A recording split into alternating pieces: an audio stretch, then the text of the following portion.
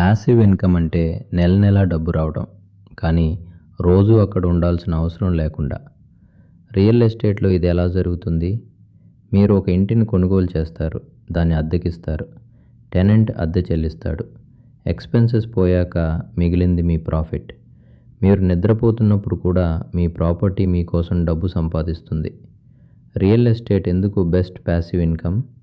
Stock మార్కెట్లో ఒకరోజు profit, ఇంకో రోజు లాస్. కానీ రియల్ ఎస్టేట్లో 3 లాభాలు ఒకేసారి వస్తాయి. నెల నెల రెంటల్ ఇన్కమ్, ప్రాపర్టీ వాల్యూ పెరుగుతుంది, ట్యాక్స్ బెనిఫిట్స్, డెప్రిసియేషన్, డిడక్షన్స్. అందుకే ప్రపంచంలో ఉన్న చాలా మిలియనేయర్స్ రియల్ ఎస్టేట్ని వదలరు. ఇప్పుడు చాలా ముఖ్యమైన విషయం, బిగినర్స్ చేసే కామన్ మిస్టేక్స్.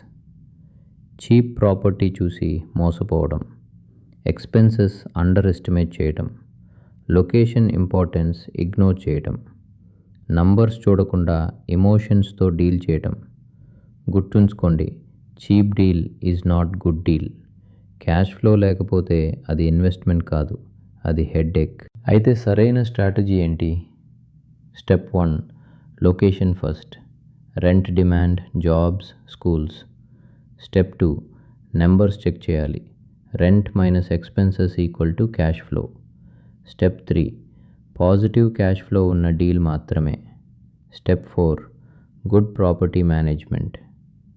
మీరు ఇండియాలో ఉన్న, యూఎస్ఏలో ఉన్న ప్రాపర్టీ మేనేజర్ ఉంటే ఇది నిజమైన ప్యాసివ్ ఇన్కమ్ అవుతుంది. ఎన్ఆర్ఐలకు రియల్ ఎస్టేట్ ఒక golden opportunity. Dollar income asset యూఎస్ఏలో.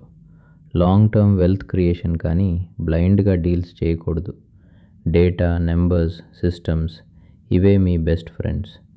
Passive income ఒక రాత్రిలో రాదు, కానీ సరైన నిర్ణయాలు తీసుకుంటే అది జీవితాంతం మిమ్మల్ని మోసుకెళ్తుంది. రియల్ ఎస్టేట్ నేర్చుకుందాం, ఇన్వెస్ట్ చేద్దాం, గ్రో అవుదాం.